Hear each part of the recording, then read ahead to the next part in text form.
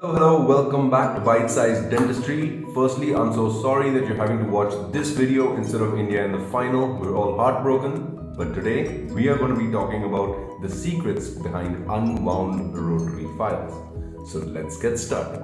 Unwinding of files is basically a change in the geometry of the file that happens when the file strikes dentin, but the force is such that it crosses the elastic limit of the file and causes the file to change in a plastic manner, which changes its geometry.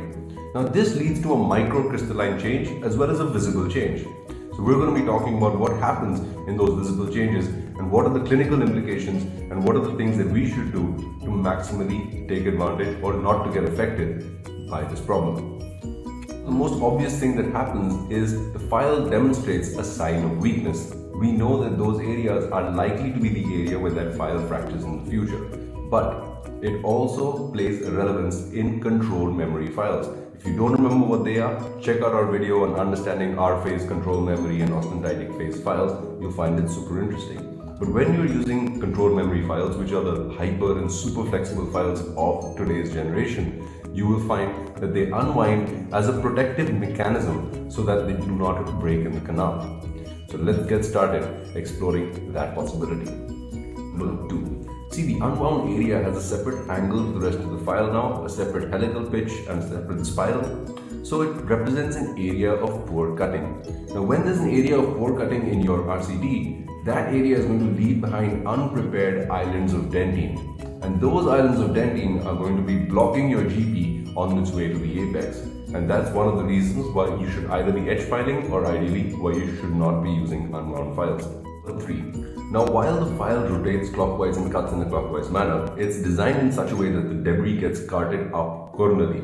But where you have the unwinding happening, the reverse is happening. Instead of pushing the debris coronally, it starts pushing the debris apically, and you end up having the risk of having debris extrusion, which we know gives rise to pain, swelling, flare-up, and all of those things that we do not like.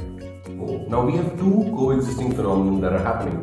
Number 1, the accumulation or the forceful accumulation of debris, and number 2, the loss of cutting power. Now these unwound segments are non-cutting, so what they're actually doing is they're burnishing the dentin instead of cutting it, leading to this ring-like constriction, which becomes quite a hard constriction. And what's challenging about this is that when you put your next file in, maybe when you go from your F1 to your F2, the F2 gets apically bound, which can lead to one of two things. Either breakage completely or further unwinding of your next file. And that's why one unwound file leads to the next file getting unwound because of this constriction or this ring-like burnished dentin that forms from the smear layer and the debris that's been accumulated. 5. Ledging and zipping. So basically files are designed to rotate along their long axis, and in the case that there is a segment that has gotten unwound, you will see that the file goes straight and then bends away from that long axis and doesn't work as a unit anymore. That kind of leads to a coned range of motion rather than a straight range of motion, which can lead to ledging, zipping, and other problems like that, which are very, very difficult to address in the long term. So you have to make sure that that is not happening in your file. Because if it does happen, you're looking at post-operative pain, you're looking at residual infection in the apical part, and all the kind of things that you can very easily avoid by just being slightly more intuitive about when you change your files. Let me sum it up. Number 1, there is a sharp increase in the fracture potential of your file. So you're playing with fire. Number 2, there's poor cutting in certain segments which leads to dentinal islands. These islands will subsequently block your GP on its way in. Number 3, you have accumulation of debris and apical movement of debris instead of coronal carting of debris, which files are designed for.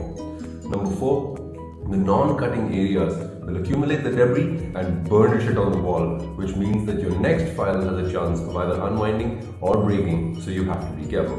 And number 5, because of the change in the axis of the file, there is a very good chance that you end up with ledges or zipping, which can cause problems in the future.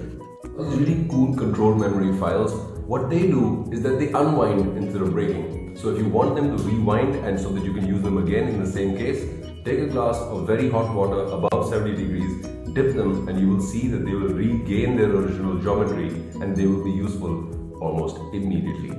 You're welcome. When it comes to files getting bent, when a file gets unwound, it's important that you file for divorce. Have a nice week, and I'll see you guys next time. Don't forget to be awesome.